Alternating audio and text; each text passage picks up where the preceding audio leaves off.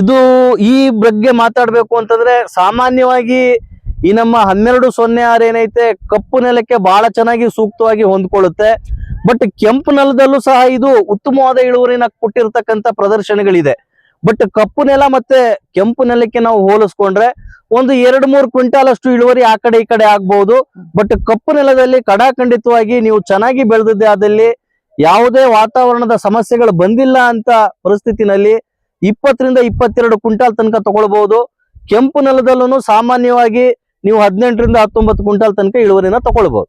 ಈ ನಮ್ಮ ಮೆಣಸಿನ ಬೀಜಗಳನ್ನ ಬೆಳಿತೀವೋ ಆ ಎಲ್ಲಾ ಜಿಲ್ಲೆಗಳಲ್ಲಿ ಎಲ್ಲಾ ಅಂಗಡಿಗಳಲ್ಲಿ ಅಂದ್ರೆ ರಾಯಚೂರ್ ಆಗಿರ್ಬಹುದು, ಯಾದಗಿರಿ ಆಗಿರ್ಬಹುದು, ಶಾಪುರ್ ಆಗಿರ್ಬಹುದು, ಗುಲ್ಬರ್ಗ ಆಗಿರ್ಬಹುದು, ಬಳ್ಳಾರಿ ಆಗಿರ್ಬಹುದು, ಸಿರುಗುಪ್ಪ ಆಗಿರ್ಬಹುದು, ಕೊಪ್ಪಳ ಆಗಿರ್ಬಹುದು, ಎಲ್ಲಾ ಕಡೆಗಳಲ್ಲಿ ನಮ್ಮ 1206 ಬೀಜಗಳು ದೊರಕ್ತವೆ. ನೀವು ಸರ್ ನಮಸ್ತೆ ಸರ್, ನಿಮ್ಮ ಹೆಸರು ಸರ್? ನಮಸ್ತೆ, ನನ್ನ ಹೆಸರು ಅಸೀಮುಲ್ಲಾ ಬೇಗ್ ಅಂತ ಹೇಳಿ.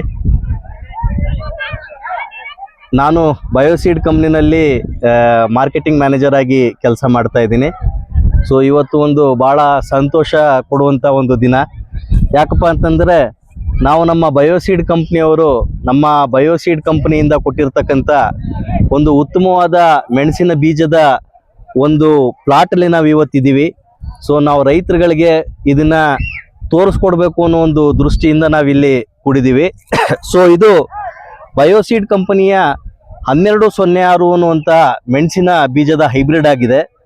ಸೊ ನಿಮ್ಗೆಲ್ಲರಿಗೂ ಗೊತ್ತಿರುವ ಹಾಗೆ ಬಳ್ಳಾರಿ ಜಿಲ್ಲೆ ಏನೈತೆ ಮೆಣಸಿನಕಾಯಿ ಬೆಳೆಯೋದ್ರಲ್ಲಿ ನಂಬರ್ 1 ಜಿಲ್ಲೆ ಆಗಿದೆ. ಅದರಲ್ಲೂ ನಮ್ಮ ಬಳ್ಳಾರಿ ತಾಲೂಕು ಮತ್ತು ಈ ಕಡೆ ಶಂಕರ ಬಂಡೆ ಈ ಕಡೆ ಗ್ರಾಮಗಳು ಇವರು ಪೂರ್ತಿಯಾಗಿ ಒಂದು ಮೆಣಸಿನ ಬೀಜಗಳನ್ನು ಬೆಳೆಯುವಂಥ ರೈತರುಗಳೇ ಆಗಿದ್ದಾರೆ. ಸೊ ಮತ್ತು ಇವರು ಭಾಳ ಪ್ರಸಿದ್ಧ ರೈತರುಗಳು ಹೌದು, ಅದೇ ರೀತಿ ಒಂದು ಉತ್ತಮವಾಗಿ ಬೆಳೆಯನ್ನು ಬೆಳೆಯುವಂಥ ರೈತರುಗಳು ಸಹ ಹೌದಾಗಿದೆ. ಆದರೆ ಇವತ್ತಿನ ಕಾಲದಲ್ಲಿ ಯಾವ ಥರ ಆಗಿದೆಯಪ್ಪ ಅಂತಂದರೆ ರೈತರುಗಳಿಗೆ ಒಂದು ಉತ್ತಮವಾದ ಅನುಕೂಲತೆ ಆಗಬೇಕು ಮತ್ತು ಅವ್ರಿಗೆ ಉತ್ತಮವಾದ ಒಂದು ಇಳುವರಿ ಬರಬೇಕು ಅಂತಂದರೆ ಬರೀ ರೈತರ ಒಂದು ಶ್ರಮ ಅಷ್ಟೇ ಸಾಕಾಗ್ಲಾರ್ದು, ಅದ್ರ ಜೊತೆಯಲ್ಲಿ ಅವ್ರಿಗೆ ಉತ್ತಮವಾದ ಮೆಣಸಿನಕಾಯಿಯ ಬೀಜಗಳು ಸಹ ದೊರಕೋದು ಬಹಳ ಮುಖ್ಯವಾಗಿದೆ. ಆ ಒಂದು ನಿಟ್ಟಿನಲ್ಲಿ ನಮ್ಮ ಬಯೋಸೀಡ್ ಕಂಪ್ನಿಯವರು ಬಹಳ ವರ್ಷಗಳಿಂದ ಅನ್ವೇಷಣೆನ ಮಾಡ್ಕೋತಾ ಬಂದು ಈಗ ನಮ್ಮ ರೈತರ ಕೈನಲ್ಲಿ ಒಂದು ಬಯೋಸೀಡ್ ಕಂಪ್ನಿಯ ಉತ್ತಮವಾದಂಥ ಹೈಬ್ರಿಡ್ 1206 ಅನ್ನುವಂಥದ್ದನ್ನ ರೈತರ ಕೈನಲ್ಲಿ ಕೊಟ್ಟಿದ್ದಾರೆ. ಇದನ್ನ ನಾವು ಲಾಸ್ಟ್ ಇಯರ್ ಅಂದ್ರೆ ಕಳೆದ ವರ್ಷ ಇದನ್ನ ನಾವು ಈಗ ಆಲ್ರೆಡಿ ರೈತರುಗಳಿಗೆ ಕೊಟ್ಟು ಅವ್ರ ರೈತರುಗಳು ತಮ್ಮ ಹೊಲದಲ್ಲಿ ಬೆಳೆದು ಬಹಳ ಸಂತೋಷವನ್ನು ಪಡ್ತಾ ಇರೋದನ್ನ ನಾವು ಕಾಣ್ತಾ ಇದ್ದೀವಿ.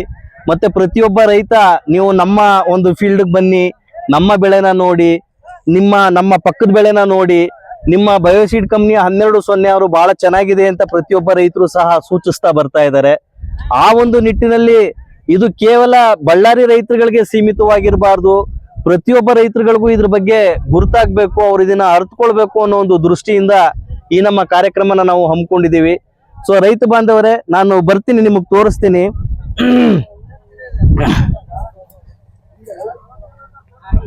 ಸೊ ನಮ್ಗೆಲ್ಲರಿಗೂ ಗೊತ್ತಿರುವ ಹಾಗೆ ಈ ಮೆಣಸಿನಕಾಯಿಯ ಬೀಜ ಅಂತಂದ್ರೆ ಪ್ರಪ್ರಥಮವಾಗಿ ನಮ್ಗೆ ಏನ್ ಬೇಕು, ಇಳುವರಿ ಚೆನ್ನಾಗಿರ್ಬೇಕು. ಸೊ ನೀವು ಇಲ್ಲಿ ನಾವು ಬೆಳೆನ ಕಣ್ಮುಂದೆ ನೋಡ್ತಾ ಇದೀವಿ, ನೀವು ಇಳುವರಿನೂ ಸಹ ನೋಡ್ರಿ. ಈಗ ಏನು ನಮ್ಮ ಬೆಳೆ ಇವತ್ತೇನ ಇದೆ ಅಲ್ಲ, ಸೊ ಈ ಬೆಳೆನಲ್ಲಿ ನೀವು ನೋಡ್ತಾ ಇದ್ರೆ ನೀವು ಗಿಡದಲ್ಲಿ ನೀವು ಎಲ್ಲಿಂದ ಎಲ್ಲಿ ತನಕ ಸರಿಸಿ ನೋಡಿದ್ರು ಸಹ ನಿಮ್ಗೆ ಕಾಯಿಗಳೇ ಕಾಣಿಸುತ್ತೆ. ನೋಡ್ರಿ, ಕಾಯಿಗಳೇ ಕಾಣಿಸುತ್ತೆ. ಸೊ ಈ ಕಾಯಿಗಳ ಜೊತೆನಲ್ಲಿ ಮತ್ತಿನ್ನೊಂದೇನಪ್ಪಾ ಅಂದ್ರೆ ನಾವು ಕಾಯಿನ ಸೈಜು ಸಹ ನೋಡ್ಬೇಕಾಗುತ್ತೆ. ಸೊ ನೀವು ನೋಡ್ರಿ, ಪ್ರತಿಯೊಂದು ಕಾಯಿಯ ಸೈಜು ಸಹ ಬಹಳ ಚೆನ್ನಾಗಿ ನಮ್ಮ ರೈತರುಗಳಿಗೆ ಯಾವ ರೀತಿಯಾಗಿ ಬೇಕೋ ಆ ಒಂದು ಸೈಜ್ ಅಲ್ಲಿ ಕಾಯಿಗಳು ಬರ್ತಾ ಇದೆ. ಮತ್ತೆ ಸೈಜ್ ನ ಜೊತೆಗೆ ಬಣ್ಣ ಸಹ ರೈತರುಗಳು ಕೇಳ್ತಾರೆ. ಸೊ ಅದೇ ಒಂದು ದೃಷ್ಟಿಯಲ್ಲಿ ನೀವು ಬಣ್ಣ ನೋಡಿದ್ರೆ ಕಡು ಕೆಂಪು ಬಣ್ಣದ ಕಾಯಿಗಳು ನೀವು ನೋಡ್ಬೋದು. ನಾನು ಕೈಲಿ ಹಿಡ್ದಿರೋದಷ್ಟೇ ಅಲ್ಲ, ನಾನು ಬೇರೆಯವನು ಸಹ ಕಿತ್ತಿ ತೋರಿಸ್ತೀನಿ ನಿಮಗೆ.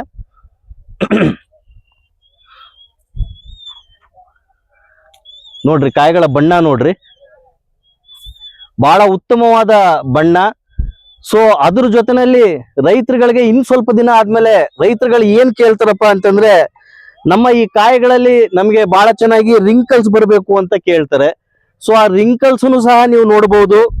ನಮ್ಮ ಕಾಯಿ ಯಾವ ತರ ಒಣಗ್ತಾ ಹೋಗುತ್ತೋ ಅದೇ ರೀತಿನಲ್ಲಿ ಕಾಯಿನಲ್ಲಿ ರಿಂಕಲ್ಸು ಸಹ ತುಂಬಾ ಚೆನ್ನಾಗಿ ಬರುತ್ತೆ. ಸೊ ಈ ರಿಂಕಲ್ಸ್ ಬರೋದ್ರಿಂದ ಏನಾಗುತ್ತೆ, ಇವು ಎಷ್ಟು ಚೆನ್ನಾಗಿ ರಿಂಕಲ್ಸ್ ಕಟ್ಟುತ್ತೋ ಅದ್ರ ಮೇಲೆ ರೈತರುಗಳು ಮಾರಾಟಕ್ಕೆ ಹೋದಾಗ ಅವ್ರಿಗೆ ಅದರ ಒಂದು ಇಳುವರಿ ಮೇಲೆ ಬೆಲೆನೂ ಸಹ ಸಿಗುತ್ತೆ. ಆ ಒಂದು ದೃಷ್ಟಿನಲ್ಲಿ ಹೇಳಬೇಕು ಅಂತಂದ್ರೆ ಈ ನಮ್ಮ ಬಯೋಸೀಡ್ ಕಂಪನಿಯ 1206ರಲ್ಲಿ ಕಾಯಿಗಳ ಸಂಖ್ಯೆ ಜಾಸ್ತಿ ಇದೆ, ಮತ್ತೆ ಕಾಯಿನಲ್ಲಿ ಬಣ್ಣ ಬಹಳ ಚೆನ್ನಾಗಿದೆ, ಅದ್ರ ಜೊತೆನಲ್ಲಿ ಸೈಜು ಸಹ ಚೆನ್ನಾಗಿದೆ, ಮತ್ತೆ ರಿಂಕಲ್ಸು ಸಹ ಬಹಳ ಉತ್ತಮವಾದ ರಿಂಕಲ್ಸು ಸಹ ಕಾಣಿಸ್ತಾ ಇದೆ. ಸೊ ಒಟ್ಟಾರೆ ಹೇಳೋದೇನಪ್ಪಾ ಅಂತಂದ್ರೆ ರೈತರುಗಳಿಗೆ ಬೇಕಾಗಿರ್ತಕ್ಕಂಥ ಎಲ್ಲಾ ಗುಣಲಕ್ಷಣಗಳನ್ನ ನಮ್ಮ ಬಯೋಸೀಡ್ ಕಂಪನಿಯ 1206 ಬಹಳ ಚೆನ್ನಾಗಿ ಹೊಂದಿದೆ. ಸೊ ಆದ್ರಿಂದ ರೈತರುಗಳು ಮತ್ತಿನ್ನೊಂದು ವಿಚಾರದಲ್ಲಿ ನಾನು ನೋಡಿದ್ದೀನಿ, ಖುದ್ದಾಗಿ ಬಳ್ಳಾರಿ ರೈತರುಗಳನ್ನ ನಾನು ಇನ್ನೊಂದು ವಿಚಾರದಲ್ಲಿ ನೋಡಿದ್ದೀನಿ, ಅವರು ಸಿಂಪರಣೆನ ಬಹಳ ಜಾಸ್ತಿ ಮಾಡ್ತಾರೆ. ಸೊ ಸಿಂಪರಣೆಗೆ ಬಹಳ ವೆಚ್ಚ ಆಗುತ್ತೆ, ರೈತರುಗಳಿಗೆ ಬಹಳಷ್ಟು ಕಾಸ್ಟ್ನ ಅದರಲ್ಲಿ ಅವರು ಹಾಕ್ತಾ ಇರ್ತಾರೆ. ಸೊ ಆ ಒಂದು ರೀತಿನಲ್ಲಿ ನೋಡ್ಬೇಕು ಅಂತಂದ್ರೆ ಈ ನಮ್ಮ ಬಯೋಸೀಡ್ ಕಂಪನಿಯ 1206ರಲ್ಲಿ ಸಿಂಪರಣೆಗಳು ಸಹ ಬಹಳ ಕಡಿಮೆ ತಗೊಳುತ್ತೆ. ಇದ್ರ ಅರ್ಥ ಏನಪ್ಪಾ ಅಂದ್ರೆ ಬೇರೆ ಒಂದು ಹೈಬ್ರಿಡ್ ಗಳಿಗೆ ನಾವು ಕಂಪೇರ್ ಮಾಡಿದ್ರೆ ಈ ಹೈಬ್ರಿಡ್ ನಲ್ಲಿ ರೋಗ ರುಜಿನಗಳು ಸಹ ಬಹಳ ಕಡಿಮೆ ಇದೆ. ಬೇರೆ ಒಂದು ಹೈಬ್ರಿಡ್ ಗಳಲ್ಲಿ ನಿಮ್ಗೆ ಹೆಚ್ಚು ಕಡಿಮೆ 12 ಸಿಂಪರಣೆಗಳನ್ನ ತಗೊಂಡ್ರೆ ಈ ನಮ್ಮ ಹೈಬ್ರಿಡ್ ಅಲ್ಲಿ ಕೇವಲ 6 ಸಿಂಪರಣೆಗಳನ್ನ ತಗೊಳುತ್ತೆ. ಮತ್ತಿನ್ನೊಂದು ಏನು ಬಹಳ ಒಂದು ಮುಖ್ಯವಾಗಿರ್ತಕ್ಕಂಥ ವಿಚಾರ, ನಾವು ಎಲ್ಲಾ ಕಾಯಿಗಳು ಕಿತ್ತಾದ್ಮೇಲೆ ನಾವು ಕಾಯಿಗಳಲ್ಲಿ ನೋಡಬಹುದು ಈ ತರ ಬಿಳಿ ಮಚ್ಚೆ ಕಾಯಿಗಳು ಬಹಳ ಜಾಸ್ತಿ ಬರ್ತವೆ. ಬೇರೆ ನಾವು ಮೆಣಸಿನ ಬೀಜಗಳನ್ನ ಸಾಮಾನ್ಯವಾಗಿ ನೋಡಿದ್ರೆ ಮಚ್ಚೆ ಕಾಯಿಗಳು ಸ್ವಲ್ಪ ನಮ್ಗೆ ಕಣ್ಣಿಗೆ ಕಾಣಿಸ್ಕೊಳ್ತವೆ. ಸೊ ನಾನೇನು ನಮ್ಮ ಬಯೋಸೀಡ್ ಕಂಪನಿಯ 1206ರಲ್ಲಿ ಮಚ್ಚೆ ಕಾಯಿಗಳೇ ಇಲ್ಲ ಅಂತ ನಾನು ಹೇಳಲ್ಲ, ಇದರಲ್ಲೂ ಸಹ ಮಚ್ಚೆ ಕಾಯಿಗಳಿದೆ. ಬಟ್ ಮಚ್ಚೆ ಕಾಯಿಗಳ ಸಂಖ್ಯೆನ ನೀವು ನೋಡಿದಾಗ ಬೇರೆ ಒಂದು ಹೈಬ್ರಿಡ್ ಅಲ್ಲಿ ಸರಾಸರಿ 100 ಕಾಯಿಗಳಲ್ಲಿ ಒಂದು 12 ಕಾಯಿ ಮಚ್ಚೆಕಾಯಿ ಬರುತ್ತೆ ಅಂತ ಅನ್ನೋದಾದ್ರೆ ನಮ್ಮ ಒಂದು ಹೈಬ್ರಿಡ್ ಅಲ್ಲಿ 3 ರಿಂದ 4 ಅಷ್ಟೇ ಮಚ್ಚೆಕಾಯಿ ಬರುತ್ತೆ. ಅಂತಂದ್ರೆ ನೀವು ಮಚ್ಚೆಕಾಯಿಂದ ಏನ್ ಲಾಸ್ ಆಗುತ್ತಲ್ಲ ಅದರಲ್ಲಿ ಸರಾಸರಿ ಒಂದು ನಿಮ್ಗೆ 60% ಅಷ್ಟು ನೀವು ಇದರಲ್ಲಿ ಸೇವ್ ಮಾಡ್ಕೊಳ್ಬಹುದು. ಇದರಿಂದ ಇಳುವರಿ ಪ್ರಮಾಣ ಡೆಫಿನೆಟ್ ಆಗಿ ರೈತರುಗಳಿಗೆ ಜಾಸ್ತಿ ಆಗುತ್ತೆ, ಮತ್ತೆ ಉತ್ತಮವಾದ ಒಂದು ಮಾರಾಟಕ್ಕೆ ಅವರು ಮಾಡಿಕೊಂಡು ಉತ್ತಮವಾದ ಒಂದು ಇಳುವರಿನೂ ಸಹ ಅವರು ಪಡ್ಕೊಂಡು ಮತ್ತೆ ಅವರ ಆರ್ಥಿಕ ಮಟ್ಟನ ಬೆಳೆಸ್ಕೊಡ್ಲಿಕ್ಕೆ ಅವ್ರಿಗೆಲ್ಲರಿಗೂ ಅನುಕೂಲತೆ ಆಗುತ್ತೆ. ಸೊ ಆದ್ರಿಂದ ರೈತ ಬಾಂಧವರೇ ಇವತ್ತು ನಾವು ಈಗ ಇದನ್ನ 1 ಎಕರೆಗೆ ಎಷ್ಟು ಕೆಜಿ ಬೀಜ ಇಡ್ಬೇಕಾಗುತ್ತೆ? ಸೊ 1 ಎಕರೆಗೆ ನಾವು ಈಗ ಸಾಮಾನ್ಯವಾಗಿ ರೈತರುಗಳು ಮಾಡುವಾಗ ಏನ್ ಮಾಡ್ತಾ ಇದಾರೆ, ಎಲ್ಲ ನರ್ಸರಿಯಿಂದ ತಂದು ಮಾಡ್ತಾ ಇದ್ದಾರೆ. ಸೊ ನರ್ಸರಿನಲ್ಲಿ ನಾವು 1 ಎಕರೆಗೆ ನಾವು ಬೀಜ ಬೇಕು ಎಷ್ಟು ಬೇಕಾಗುತ್ತೆ ಅಂತ ಕೇಳುವಾಗ 100 ಗ್ರಾಮ್ ಅಷ್ಟು ಬೀಜ ಬೇಕಾಗುತ್ತೆ. ಒಂದೇ 100 ಗ್ರಾಮ್ ಸರ್? ಒಂದು 100 ಗ್ರಾಮ್ ಅಷ್ಟೇನೆ. ಸೊ ಸಾಮಾನ್ಯವಾಗಿ ಏನಾಗುತ್ತಪ್ಪ ಅಂತಂದ್ರೆ 1 ಎಕರೆನಲ್ಲಿ 22,000 ಸಸಿಗಳು ಕೂತ್ಕೊಳ್ಳುತ್ತೆ. 22,000 ಸಸಿಗಳನ್ನ ಕೂಡಿಸ್ಬೇಕು ಅಂತಂದ್ರೆ ನಮಗೆ 1 ಎಕರೆಗೆ ಬೇಕಾಗಿರ್ತಕ್ಕಂಥದ್ದು 100 ಗ್ರಾಮ್ ಅಷ್ಟು ಬೀಜ ಬೇಕಾಗುತ್ತೆ. ಅಂದ್ರೆ ಇದನ್ನ ನಾವು ನರ್ಸರಿಗಳಿಗೆ ಮೇಜರ್ ಆಗಿ ಕೊಡ್ತೀವಿ. ನರ್ಸರಿಯವರು ಬೀಜನ ಮೊಳಕೆ ಬಂದ ನಂತರ ಸಸಿಗಳನ್ನ ರೈತರುಗಳಿಗೆ ಕೊಡ್ತಾರೆ. ಸೊ ಹೆಚ್ಚು ಕಡಿಮೆ 22,000 ಸಸಿಗಳು 1 ಎಕರೆನಲ್ಲಿ ಕೂತ್ಕೊಳ್ಳುತ್ತೆ. ಇದು ನಮಗೆ ಬೇಕಾಗಿರ್ತಕ್ಕಂಥ ಸಸಿಗಳ ಸಂಖ್ಯೆ 1 ಎಕರೆನಲ್ಲಿ. ಆ ರೀತಿಯಾಗಿ ರೈತರು 22,000 ಸಸಿಗಳನ್ನ ಹಾಕಿ ನಮ್ಮ 1206 ಬಯೋಸೀಡ್ ಕಂಪನಿ 1206ನ್ನ ಬೆಳೆದಿದ್ದೇ ಆದಲ್ಲಿ ಅವ್ರಿಗೆ ಕಡಾಖಂಡಿತವಾಗಿ 18 ರಿಂದ 20 ಕ್ವಿಂಟಾಲ್ ತನಕ ಇಳುವರಿನ ಸಹ ಅವರು ಪಡ್ಕೊಳ್ಬಹುದಾಗಿದೆ. ಸೊ ರೈತ ಬಾಂಧವರೇ ಮತ್ತಿನ್ನೊಂದು ಉತ್ತಮವಾದ ಅಂಶ ಏನಪ್ಪಾ ನಮ್ಮ ಬಯೋಸೀಡ್ 1206ರಲ್ಲಿ ಅಂದ್ರೆ, ನಾನು ನಿಮ್ಗೆ ಈಗಾಗಲೇ ಹೇಳಿದ ರೀತಿಯಲ್ಲಿ ಎಲ್ಲಾ ನಾವು ಬೀಜಗಳನ್ನ ನರ್ಸರಿಯಿಂದ ಬೆಳಿತೀವಿ. ಸೊ ನರ್ಸರಿನಲ್ಲಿ ನಾವು 100 ಗ್ರಾಮು ಬೀಜಗಳನ್ನ ಕೊಟ್ವಿ ಅಂತಂದ್ರೆ ಎಲ್ಲಾ ಕಂಪ್ನಿಯವ್ರದ್ದು 15,000 ಸಸಿಗಳು ಬರ್ತವೆ. ಬಟ್ ನಮ್ಮ ಬಯೋಸೀಡ್ ಕಂಪನಿ 1206 ಏನೈತೆ 22,000 ಸಸಿಗಳು ಬರ್ತವೆ. ಅಂದ್ರೆ ಬೀಜಗಳ ಸಂಖ್ಯೆ 100 ಗ್ರಾಮ್ ಅಲ್ಲಿ ಜಾಸ್ತಿ ಇರುತ್ತೆ, ಹಾಗಾಗಿ ಜಾಸ್ತಿ ಸಸಿಗಳು ಬರ್ತವೆ. ಆದ ಕಾರಣ ಬೇರೆ ಕಂಪ್ನಿಗಳನ್ನ ನೀವು ಹೋಲಿಸ್ಕೊಂಡ್ರೆ ನಮ್ಮ 100 ಗ್ರಾಮ್ ಬೀಜಗಳಲ್ಲಿ ನೀವು ಇನ್ನೂ 7,000 ಸಸಿಗಳನ್ನ ಮತ್ತಿನ್ನೊಂದು ಹೊಲದಲ್ಲಿ ನೀವು ಉಪಯೋಗಿಸ್ಕೊಳ್ಳಿಕ್ಕೆ ಅನುಕೂಲ ಆಗುತ್ತೆ. ಸೊ ಇದು ಒಂದು ರೀತಿಯಾಗಿ ಅಂದ್ರೆ ಸರ್ ಈಗ 100 ಗ್ರಾಮ್ ಬೀಜ 1.5 ಎಕರೆಗೆ ಸಸಿ ಹೌದು, ಬಹಳ ಕರೆಕ್ಟ್ ಆಗಿ ಹೇಳಿದ್ರಿ. ಬೇರೆ ಕಂಪ್ನಿಯವ್ರದ್ದು 100 ಗ್ರಾಮ್ ಬೀಜ 1 ಎಕರೆಗೆ ಆಗದಾದ್ರೆ ನಮ್ಮ 100 ಗ್ರಾಮ್ ಬೀಜಗಳನ್ನ ಅಂದ್ರೆ ಬಯೋಸೀಡ್ ಕಂಪನಿ 1206 100 ಗ್ರಾಮ್ ಬೀಜಗಳನ್ನ 1.5 ಎಕರೆಗೆ ನಾವು ಹಚ್ಕೊಳ್ಬಹುದು. ಸರ್ 100 ಗ್ರಾಮ್ ಬೀಜಕ್ಕ ಎಷ್ಟು ಕಾಸ್ಟ್? ಸೊ ಇದನ್ನ ನಾವು ಇನ್ನೊಂದ್ ಸ್ವಲ್ಪ ವಿವರಿಸಿ ಹೇಳ್ಬೇಕು ಅಂತಂದ್ರೆ ಬೀಜಗಳು ಪ್ರತಿ ವರ್ಷ ನಾವು ರೇಟ್ಗಳು ಚೇಂಜ್ ಆಗ್ತಾ ಹೋಗುತ್ತೆ. ಈ ವರ್ಷ ನಾವು ಮಾರಿರ್ತಕ್ಕಂತ ಒಂದು ರೇಟ್ ಏನಪ್ಪಾ ಐತೆ 42 ರಿಂದ 43 ಸಾವಿರ ರೂಪಾಯಿ 1 ಕೆಜಿ ಬೀಜಕ್ಕೆ ನಾವು ಮಾರಿದೀವಿ. ಅಂತಂದ್ರೆ 4,300 ರೂಪಾಯಿ 100 ಗ್ರಾಮ್ ಬೀಜಕ್ಕೆ ಬೇಕಾಗಿರ್ತಕ್ಕಂಥ 4,300 4,300 ಸರ್ 1.5 ಎಕರೆಗೆ ಬೀಜ ಸಸಿಗಳು ಸಿಗ್ತವೆ. ಸಿಗ್ತದೆ ಸರ್. ಸೊ ಇದು ಬಯೋಸೀಡ್ ಕಂಪ್ನಿಯ 1206 ನ ಒಂದು.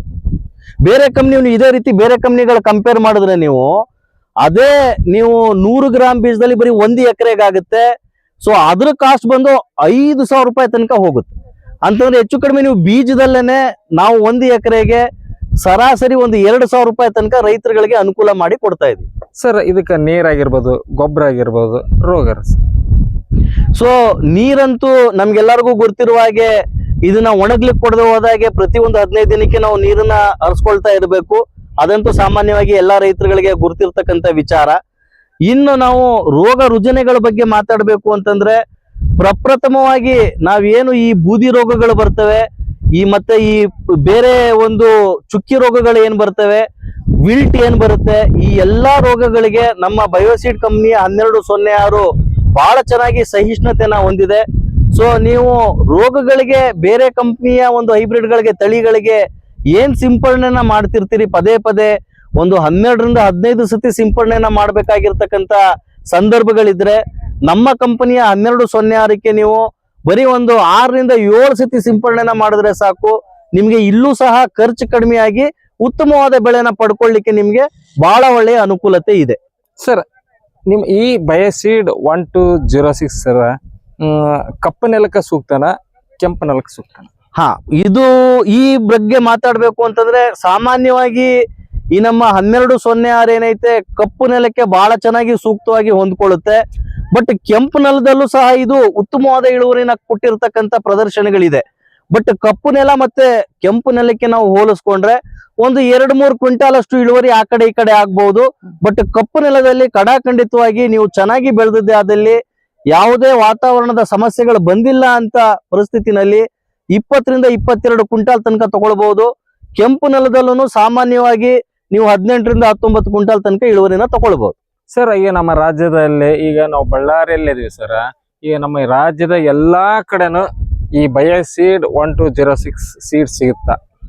ಈ ಪ್ರಶ್ನೆಗೆ ನನ್ನ ಉತ್ತರ ಏನಪ್ಪಾ ಅಂತಂದ್ರೆ ನಾವು ಈ 1206 ನಮ್ಮ ರಾಜ್ಯದಲ್ಲಿ ಮುಖ್ಯವಾಗಿ ಎಲ್ಲಿ ನಾವು ಈ ನಮ್ಮ ಮೆಣಸಿನ ಬೀಜಗಳನ್ನ ಬೆಳಿತೀವೋ ಆ ಎಲ್ಲಾ ಜಿಲ್ಲೆಗಳಲ್ಲಿ ಎಲ್ಲಾ ಅಂಗಡಿಗಳಲ್ಲಿ ಅಂದ್ರೆ ರಾಯಚೂರ್ ಆಗಿರ್ಬೋದು, ಯಾದಗಿರಿ ಆಗಿರ್ಬೋದು, ಶಾಪುರ್ ಆಗಿರ್ಬೋದು, ಗುಲ್ಬರ್ಗ ಆಗಿರ್ಬೋದು, ಬಳ್ಳಾರಿ ಆಗಿರ್ಬೋದು, ಸಿರುಗುಪ್ಪ ಆಗಿರ್ಬೋದು, ಕೊಪ್ಪಳ ಆಗಿರ್ಬೋದು, ಎಲ್ಲಾ ಕಡೆಗಳಲ್ಲಿ ನಮ್ಮ 1206 ಬೀಜಗಳು ದೊರಕ್ತವೆ.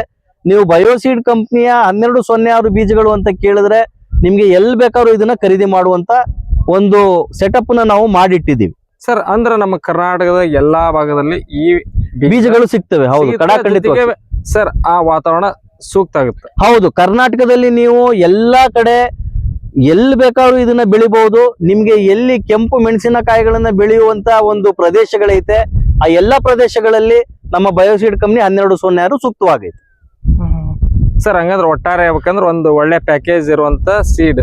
ಹೌದು, ರೈತರುಗಳಿಗೆ ನಾನು ಮೊದ್ಲಿಂದ ಹೇಳ್ಕೊತಾ ಬರ್ತಾ ಇದೀನಿ. ಆಗ್ಲೇ ನಾನು ಮಾತಾಡಿದೀನಿ, ಬಹಳಷ್ಟು ಮಾತಾಡಿದೀನಿ. ಸೊ ಒಟ್ಟಾರೆ ರೈತರುಗಳಿಗೆ ಬೇಕಾಗಿರ್ತಕ್ಕಂತ ಒಂದು ಉತ್ತಮವಾದ ಹೈಬ್ರಿಡ್ ಅಂತ ಹೇಳ್ಬೋದು. ಯಾಕೆ ಮತ್ತಿನ್ನೊಮ್ಮೆ ನಾನು ನಿಮ್ಗೆ ಪಾಯಿಂಟ್ ವೈಸ್ ಹೇಳ್ಬಿಡ್ತೀನಿ. ಸೊ ಪ್ರಪ್ರಥಮವಾಗಿ ಏನು ಬೀಜದ ಬಳಕೆ ಬಹಳ ಕಡಿಮೆ ಐತೆ. ಬೇರೆದು 1 ಎಕರೆ ಮಾಡೋ ಜಾಗದಲ್ಲಿ ನಮ್ಮದನ್ನ 1.5 ಎಕರೆ ತನಕ ಮಾಡಬಹುದು. ನಿಮಗೆ ಖರ್ಚು ಕಡಿಮೆ ಆಗುತ್ತೆ. ಎರಡನೇದು ರೋಗ ರುಜಿನಗಳು ಕಡಿಮೆ ಇದೆ. ನೀವು ಸಿಂಪರಣೆ ಮಾಡುವಂತದ್ದು ಸಹ ಬಹಳ ಕಡಿಮೆ ಆಗುತ್ತೆ. ಅದರಲ್ಲೂ ಸಹ ರೈತರುಗಳಿಗೆ ಖರ್ಚು ಕಡಿಮೆ ಆಗುತ್ತೆ.